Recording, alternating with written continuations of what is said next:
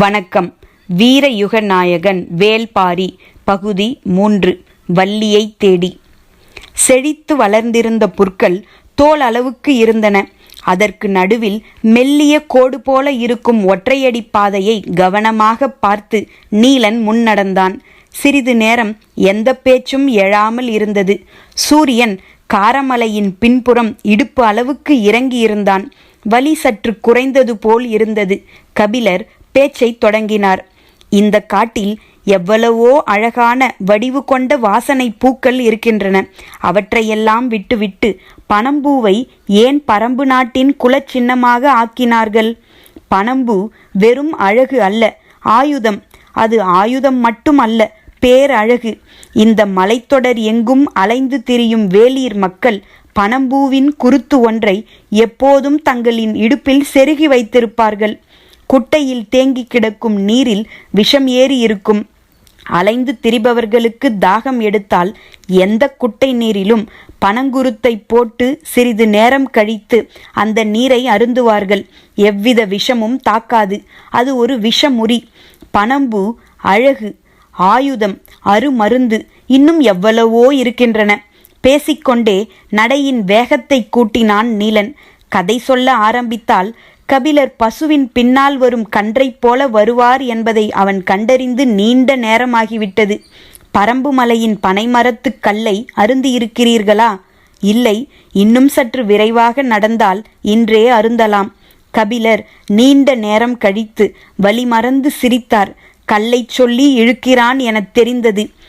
ஏன், நேரம் கழித்து போனால் கல் தீர்ந்து விடுமா? இறக்கப்பட்ட கல்லுக்கு ஒரு நேரம் இருக்கிறது. கல் மதப்பேறி திரண்டிருக்கும் போது அருந்த வேண்டும். அப்போதுதான் கீழ்நாக்கில் இருந்து உச்சந்தலைக்கு பாய்ந்தோடி கிறங்கச் செய்யும். நேரம் தவறினால் அந்த ஆட்டம் தவறும். உன் பேச்சே கல்லூரி கிடக்கிறதே. நான் சிறுவன், நீங்கள் பாரியோடு அமர்ந்து கல் அருந்த வேண்டும். மஞ்சள் கொடியில் இருந்து இறங்கும் சாற்றை துளி துளியாக இறக்கி சுண்ணத்தின் அளவை கூட்டி குறைத்து கல்லுக்குள் இருக்கும் போதைக்கு வித்தை காட்டுவான் பாரி. அவனோடு அமர்ந்து கல் அருந்தும் நாள்தான் வாழ்வின் திருநாள். கபிலர் வாஞ்சையோடு அவனை பார்த்தார். கல்லையும் மிஞ்சிய இடத்தில் பாரியை வைத்திருக்கிறானே என யோசிக்கையில் நீலன் தொடர்ந்தான். பெருங்குடி பாணன் ஒருவன் பாரியை பனையன் மகனே என வர்ணித்து பாடியுள்ள பாடலை கேட்டிருக்கிறீர்களா? இல்லை. முழுநிலா நாளில் அந்த அரிய காட்சியை காண வேண்டுமே. ஆதிமலை அடிவாரம் ஊர் மன்றலில் எல்லோரும் திரண்டிருக்க பேரியாழ் மீட்டி பறை முழங்கி பனையன் மகனே பனையன் மகனே என பாடலை பாடத் தொடங்கினால் பரம்பு நாடே எழுந்து ஆடும். சொல்லும்போதே துள்ளி குதித்தான் நீலன். தனி ஒரு வீரன் நாட்டை ஆளும் தலைவனை இவ்வளவு நேசிப்பதா? பிற நாட்டில் அரசனுக்கும் அரசு தொழில் செய்யும் வீரர்களுக்கும் குடிமக்களுக்கும் இடையே இல்லாமல் போன அன்புமயமான ஓர் அடிச்சரடு பரம்பு நாட்டில் இருப்பதை பார்த்தார் கபிலர்.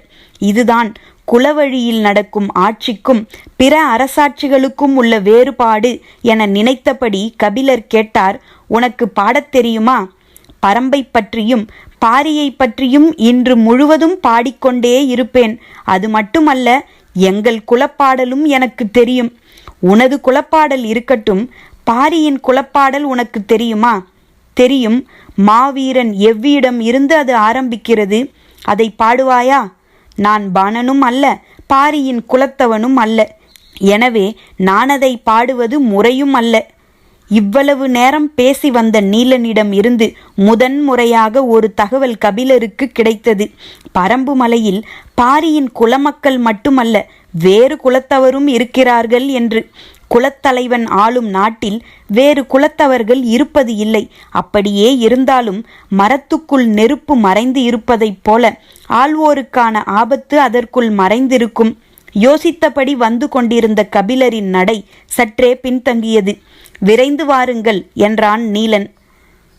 இந்த தர்ப்பை பொருட்களின் சுனை மேலெல்லாம் அறுக்கிறது, அதுதான் என்று சமாளிக்க ஒரு காரணத்தை சொன்னார். இந்த புற்களுக்கு என்ன பெயர் சொன்னீர்கள்? தர்ப்பை பொருட்கள். சேரன் வேள்வி நடத்திய போது அந்தணர்கள் இது போன்ற தர்ப்பை புல் கொண்டுதான் சடங்குகளை செய்தார்கள். நாங்கள் இதை நாக்கறுத்தான் புல் எனச் சொல்வோம். அப்படியா? இது யாருடைய நாக்கை அறுத்தது? ஏன் இந்த பெயர்? அது முருகன் காதலித்த போது நடந்த நிகழ்வு. கல்லின் சுவையை விட களிப்பூட்டக்கூடியது அல்லவா காதலின் சுவை? அதுவும் முருகனின் காதல் கதையை காலம் முழுவதும் கேட்டுக்கொண்டே இருக்கலாமே. சொல் என்றார் ஆர்வத்துடன். எனது காதலியை பார்க்க ஒரு குன்று தாண்டி போவதையே இவ்வளவு தொலைவா எனக் கேட்டவராயிற்றே. முருகனின் கதையை கேட்டால் இங்கேயே மயக்கமடைந்து விடுவீர்கள். ஏற்கனவே எனக்கு சற்று மயக்கமாகத்தான் இருக்கிறது. ஆனாலும் காதலின் ஆற்றலே மயக்கம் நீங்காமல் வைத்திருப்பதுதானே. முருகனாவது பரவாயில்லை, 6 குன்றுகள் தாண்டி போனான். ஆனால் வள்ளியோ அவனை பார்க்க 11 குன்றுகள் தாண்டி வந்தாள். என்ன இருந்தாலும் வள்ளி நிலமகள் அல்லவா? அவளின் ஆற்றல் சற்றே அதிகம். குறிஞ்சி நிலத் தலைவன் முருகனை பற்றி எவ்வளவோ கேள்விப்பட்டிருக்கிறோம். ஆனால் இவன் முற்றிலும் புதியதோர் இடத்திலிருந்து கதையை தொடங்குகிறானே என்று கபிலர் ஆச்சரியப்பட்ட கணத்தில் இருந்து அவன் கதையை தொடங்கினான். இந்த காரமலையின் அடிவாரத்தில் குடில் அமைத்து குளம் தொடங்கியதொரு காலம். இந்த காலத்தில் பயிர்கள் விளைய வைத்து தினையை அறுத்தும் கிழங்குகளை பிடுங்கியும் கொண்டு வந்து சேர்ப்பதும் இவ்வளவு கடினமாக இருக்கின்றன. அப்போது எப்படி இருந்திருக்கும்? காவலுக்கு போய் பறவைகளிடம் இருந்தும் விலங்குகளிடம் இருந்தும் காப்பாற்றி கொண்டு வருவது பெரும் பாடு. விளைச்சல் காலம் தொடங்கிவிட்டால் முருகனும் எவ்வியும் திணைப்புலம் காக்கப் போவார்கள். வயதிலே இளையவனான எவ்விதான் முருகனுடன் எந்நேரமும் இருக்கும் தோழன். கீழ்மலையின் விளைச்சலை பாதுகாத்து கொண்டு வந்து சேர்ப்பது அவர்களின் வேலை. அந்த ஆண்டு பயிர்கள் மிகவும் செழித்து வளர்ந்திருக்கின்றன. பயிர்கள் முற்றத் தொடங்கும் போதுதான் வேலையின் கடினம் தெரிய ஆரம்பிக்கும். மானும் மிலாவும் கிளியும் குருவிகளும் இன்னும் பிற உயிரினங்கள் எல்லாம் பயிர்களை மேய பகலிலே வரும். யானைகளும் பன்றிகளும் இரவு வரும். இவற்றிடம் இருந்து விளைச்சலை காக்க வேண்டும். வயலுக்கு நடுவே புன்னை மரத்தில் பரணமைத்து தட்டை, தழல், கவன் என பல கருவிகளை வைத்து விதவிதமாக ஓசை எழுப்பி விளைச்சலை பாதுகாத்தனர்.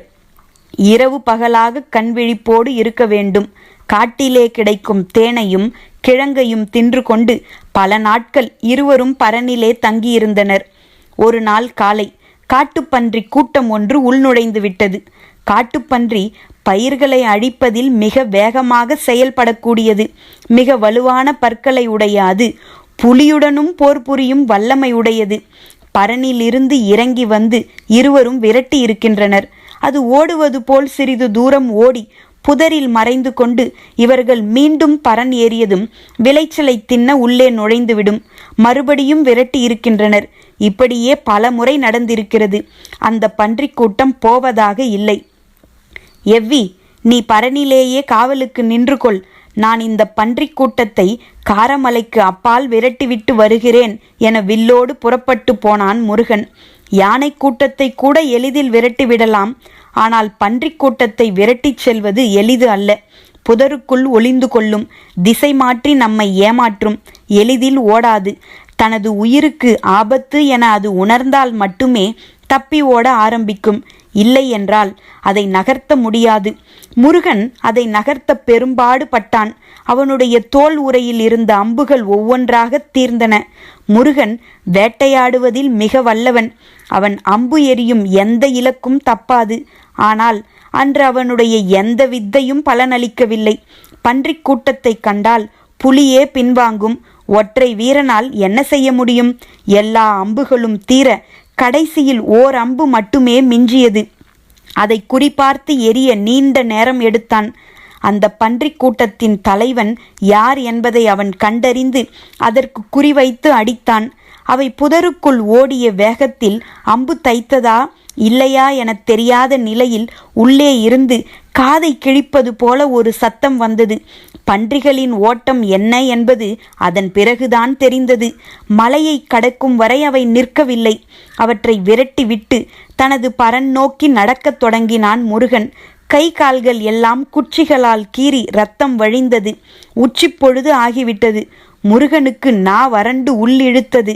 அந்த திசையில் வேங்கை முடுக்குக்கு அருகில் ஓர் அருவி இருப்பது தெரியும். நீர் அருந்த அந்த இடத்துக்கு போனான். பெரும் ஓசையுடன் அருவி கொட்டி கொண்டிருந்தது. கையில் இருந்த வில்லையும் தோல் பையையும் சிறு பாறையில் வைத்துவிட்டு நீரை நோக்கி நடந்தான். நீர்த்துளிகள் காற்றில் மிதந்து வந்து அவன் மீது படிந்தன. குளிர்ச்சியை உணர்ந்தபடி நீர் பருக குனிந்தான். பாறையின் பின்புறம் இருந்து சிரிப்பொலி கேட்டது. அருவியில் யாரோ குளித்து கொண்டிருப்பது போல் இருந்தது. யார் என உற்று பார்த்தான். தெரியவில்லை. சற்று அருகில் போய் பார்ப்போம் என நகர்ந்து முன்னே சென்றான். அவனது கண்களையே அவனால் நம்ப முடியவில்லை. கொட்டும் அருவிக்குள் இருந்து சற்றே விலகி அவள் வெளியே வந்தாள். தான் வாழ்வில் இதுவரை பார்த்திராத பேரழகு. முருகன் இமை மூடாமல் பார்த்தான். நீர்வடியும் கூந்தலை சிலுப்பியபடி இந்த பக்கம் திரும்பினாள்.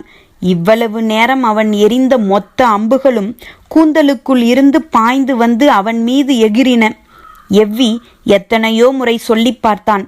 திணைக்கதிர் பறிந்து நிற்கிறது, அறுப்பு முடிந்ததும் அவளை தேடிப் போவோம் என்று. ஆனால் முருகனோ ஒரு நாள் கூட தாமதிக்க தயாராக இல்லை. அப்புறம் கதிரை எங்கே காப்பாற்றுவது? எல்லா பறவைகளும் விலங்குகளும் அவர்கள் காவல் காத்த நிலத்துக்கு வந்து சேர்ந்தன. பறவைகள் எல்லாம் திணைக்கதிரை தின்றுவிட்டு பரன்மேல் உட்கார்ந்து ஓய்வெடுத்தன. விலங்குகள் பரனின் அடிவார நிழலில் இளைப்பாறின. பல நாட்கள் அலைந்து பச்சை மலைத்தொடரின் 2வது அடுக்கில் இருக்கும் வள்ளியின் இருப்பிடத்தை கண்டறிந்தனர். அந்த இடத்தை பார்த்ததும் எவ்வி சொன்னான், இவர்கள் நம்மை ஏற்க மாட்டார்கள். ஏன்? இவர்கள் கொடிக்குலம், நாமோ வேடர்குலம். எப்படி ஏற்றுக்கொள்வார்கள்? ஏற்றுக்கொள்ள வேண்டியது வள்ளி மட்டும்தான். மற்றவர்களை பற்றி ஏன் யோசிக்கிறாய்? அவளது சம்மதம் பெற வழி சொல். பேசிக்கொண்டிருந்த போது வள்ளி தன் தோழிகளோடு போவதை பார்த்ததும் எவ்வி சொன்னான், இந்த மலைத்தொடரிலேயே அழகான மனிதன் நீதான் என்று நினைத்திருந்தேன். ஆனால் இப்போதுதான் தெரிந்தது. என்ன அழகு என்றால் என்னவென்று எவ்வி சொன்னபோது முருகன் மகிழ்ந்து சிரித்தான். இதுவரை இல்லாத ஒரு பேரழகாக அந்த சிரிப்பு இருந்தது. அதன் பிறகு அவளை சந்தித்து பேசி அவளின் சம்மதம் பெற நடந்த முயற்சிகள் எத்தனையோ. ஆனால் ஒன்றும் கைகூடவில்லை. இந்த காட்டில் அவள் அறியாதது எதுவும் இல்லை. எனவே எதை கொண்டும் அவளின் மனதில் தனித்த இடத்தை பெற முடியவில்லை. முருகன் என்ன முயற்சி செய்தாலும் வள்ளி ஏறெடுத்து கூட பார்ப்பதாக இல்லை. திணைப்புலம் காப்பதும், பறவைகளை கவன்கள் கொண்டு விரட்டுவதும், மான்கள் வந்தால் தப்பையால் ஒலி எழுப்பி துரத்துவதுமாக வள்ளி வழக்கம் போல தனது வேலைகளை பார்த்து கொண்டிருந்தாள். முருகனுக்குத்தான் வழியே பிறக்கவில்லை. ஒரு நாள் எவ்வி ஓர் ஆலோசனை சொன்னான். அவள் திணைப்புலம் காத்து வீடு திரும்பும் வழியில் அருவி கடந்து சிறிது தூரத்தில் சரக்கொன்றை மரம் ஒன்று இருக்கிறது. அந்த இடம் அவள் போகும்போது நீ அவளின் எதிர்பட்டு நின்று பேசு. உன் காதலை சொல், அவள் ஏற்றுக்கொள்வாள். அந்த இடத்தில் அப்படி என்ன இருக்கிறது என்று முருகன் கேட்டான். அந்த இடம் முழுக்க முல்லைக்கொடி படர்ந்து கிடக்கிறது. அவள் மாலை நேரம்தான் வருவாள். அப்போதுதான் முல்லை மலரத் தொடங்கும். அந்த மனம் யாவரையும் மயக்கும். காற்று எங்கும் சுகந்தம் வீசும். உன் காதல் அங்கே கைகூடும் என்று சொல்லி அனுப்பினான். முருகனும் அவன் சொன்ன இடத்தில் அவளை எதிர்கொண்டு பேசினான். முதல் முறையாக அவள் அவனிடம் பேசத் தொடங்கினாள். ஆனால் அந்த பேச்சில் காதல் இருப்பது போல தெரியவில்லை. காட்டுக்குள் தப்பிப்போன ஆட்டுக்குட்டியை விசாரிப்பதைப் போலத்தான் அந்த விசாரிப்பு இருந்தது. எவ்வி இன்னொரு யோசனை சொல்ல முன்வந்த போது முருகன் தடுத்து விட்டான். காதல் சம்பந்தப்பட்டவர்களின் சாமர்த்தியத்தால் தான் கைகூடும் என்று சொல்லிவிட்டு புறப்பட்டான். வழக்கம் போல வள்ளி செல்லும் வழியில் எதிர்பட்டான். உன்னை ஓர் இடத்துக்கு அழைத்துச் செல்ல விரும்புகிறேன், நீ என்னோடு வா என்று அழைத்தான்.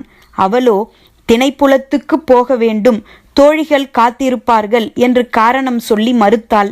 அதிக நேரம் இல்லை, சிறிது நாழிகை வந்தால் போதும் என வலியுறுத்தினான். வள்ளியும் வேறு வழியின்றி சரி என தலையாட்டினாள். முருகன் அவளை அழைத்து கொண்டு சென்றான். இருவரும் எதையும் பேசிக்கொள்ளவில்லை. கூச்சம் தவிர்த்து முருகன் பேச்சை தொடங்கினான். உன் தாய் வள்ளிக்கிழங்கு எடுக்கப் போன இடத்தில் இடுப்பு வலி கண்டு உன்னை ஈன்றெடுத்ததால் வள்ளி என பெயர் வைத்தார்களாமே, அது ஊரார் சொல்லும் காரணம். உண்மை காரணம் வேறு என்று மட்டும் சொல்லி நிறுத்தி கொண்டாள். என்னவென்று சொல்லவில்லை. சிற்றோடையில் நீர் ஓடிக்கொண்டிருந்தது. கல்மேல் கால் பதித்து அதை தாவி கடந்தனர். அந்த இடத்தில் தனியாக ஒற்றை மரம் இருந்தது. முருகன் வள்ளியை அந்த மர அடிவாரத்தில் போய் சிறிது நேரம் நிற்கச் சொன்னான். அவளும் மரத்தின் அருகே போனாள்.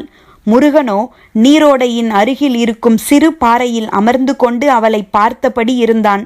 எதற்கு இங்கே நிற்கச் சொல்கிறான் என்ற யோசனையிலேயே அவள் நின்று கொண்டிருந்தாள். மேலே பார்த்தாள். மரம் முழுக்க காயும் மொட்டுமாக இருந்தன. ஒரு பூ கூட இல்லை. இது என்ன மரம்? இதுவரை பார்த்ததில்லையே என யோசித்தாள்.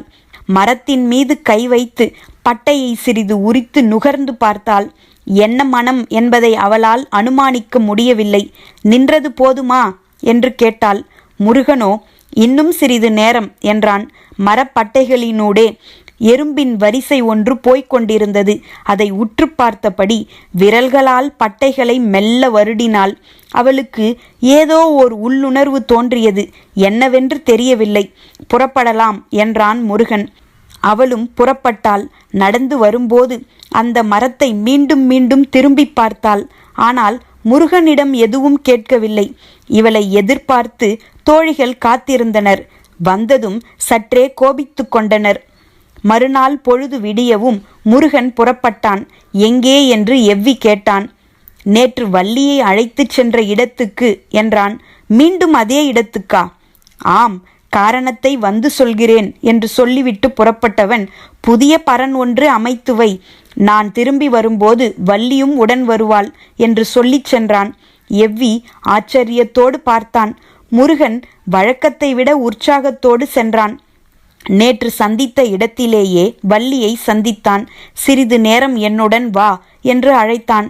அவள் தனக்கு வேலை இருப்பதாக சொல்லி மறுத்தாள். முருகன் மீண்டும் அழைத்தான். வள்ளியோ மரங்களில் எறும்பூறுவது ஒன்றும் அதிசயம் அல்ல என்று சொல்லிவிட்டு நடக்கத் தொடங்கினாள். இந்த ஒரு முறை மட்டும் வா, இனி நான் உன்னை அழைக்க மாட்டேன் என்றான் முருகன். அந்த குரலை மறுக்க முடியவில்லை. சரி, இந்த முறை மட்டும் வருகிறேன் என்று சொல்லி புறப்பட்டாள். இருவரும் நேற்று சென்ற வழியில் நடந்தனர். வள்ளி கேட்டாள், முருகு என்று ஏன் உனக்கு பெயர் வைத்தார்கள்? நான் மிக அழகாக இருந்ததால் இந்த பெயர் வைத்ததாக எனது தாய் சொன்னாள். பதிலை சொல்கையில் முருகனின் முகம் எல்லாம் வெட்கம் பூரித்தது. எங்கள் ஊரில் 8 வகை கல் உண்டு. அதில் ஒரு வகை கல்லுக்கு முருகு என பெயர் என்றாள் வள்ளி. கல்லுக்கு எதற்கு இந்த பெயர் வைத்தார்கள் என்று கேட்டான் முருகன். தெரியவில்லை, மயக்கும் தன்மை இருப்பதால் இந்த பெயர் வைத்திருப்பார்கள் என நினைக்கிறேன் என்றாள் வள்ளி. முருகன் திரும்பி அவளை பார்த்தான். அவள் தலை குனிந்திருந்தாள். ஆனாலும் அவளது முகத்தில் படர்ந்த வெட்கத்தை மறைக்க முடியவில்லை. பேசியபடியே அந்த நீரோடை அருகில் வந்தார்கள். முருகன் வழக்கம் போல் அந்த இடத்தில் இருந்த சிறு பாறையின் மீது ஏறி அமர்ந்தான். வள்ளி மரத்துக்கு அருகே போக ஓடையை தாண்டி குதித்து தலை தூக்கி பார்த்ததும் அப்படியே அதிர்ந்து நின்றாள். அவள் கண்களையே அவளால் நம்ப முடியவில்லை. உறைந்து போனவளாக கண்ணிமை கொட்டாமல் பார்த்தாள். எதிரில் இருந்த அந்த மரம் முழுவதும் பூக்கள் பூத்து குலுங்கின. மஞ்சளும் நீலமும் ஒன்று கலந்த வண்ணத்தில் முயல் காதை போல நீண்டு விரிந்த மலர்கள். மரமே நிரம்பி வழியும் பூக்கூடையாக நின்று ஆடியது. ஒரு சிற்றிலை கூட தெரியவில்லை. மலரின் மனம் காற்று எங்கும் பரவ அந்த வெளியே மனத்து கிடந்தது. நம்பவே முடியாத அதிசயத்தை பார்த்தபடி இருந்த வள்ளி திரும்பி முருகனை பார்த்தாள். நேற்று ஒரு பூ கூட இல்லாத மரத்தில் இன்று மரம் எங்கும் பூக்கள் பூத்து குலுங்குகின்றனவே, எப்படி? முருகன் சொன்னான், பெண்ணுடைய அணுக்கத்தால் மலரும் மரம் இது. நேற்று நீ இதை தொட்டு தழுவினாய். உன் மூச்சுக்காற்றை அதன் பட்டைகளும் கணுக்களும் நுகர்ந்தன. இதன் அத்தனை மொட்டுகளுக்குள்ளும் உன் பெண்மை பாய்ந்தோடியது. பல ஆண்டு காத்திருப்புக்கு பிறகு அது பூ பெய்தியுள்ளது. இதன் பெயர் ஏழிலை பாலை. இந்த வனத்தில் இருக்கும் 10 பேரதிசயங்களில் இதுவும் ஒன்று. அந்த மொத்த பூக்களும் தனக்குள் இருந்து மலர்ந்தனவா? வள்ளிக்கு உடல் சிலிர்த்தது. ஓடிச் சென்று அந்த மரத்தை கட்டி தழுவினாள். பட்டைகளின் மீது இதழ் குவித்து முத்தமிட்டு இறுகத் தழுவினாள். கண்களில் நீர் வழிந்தது. அவளது மார்பகங்களை கணுக்கள் குத்தி அழுத்தின. மெய் மறந்து கண்கள் செருகினாள். மரம் குலுங்கி பூக்களை உதிர்த்தது. அவளது அணைப்புக்குள் இப்போது முருகன் இருந்தான். அவளது கரங்கள் இணைந்து முருகன் கழுத்தை இறுக்கின. அவளது கீழ் உதடு நடுங்கியது. அதன் விளிம்பில் இருந்த சிறு மச்சத்தில் இருந்து முருகனின் பார்வை நகரவே இல்லை. இருவரது மூச்சுக்காற்றும் மோதி திரும்பின. காதல் அனலடிக்க ஏழிலை பாலையும் சூடேறியது. பூக்கள் சொரிந்து அவர்களது உடல்களை மூடின. ஆனாலும் உள்ளுக்குள் மலர்ந்து கொண்டே இருந்தன. பாரி வருவான்.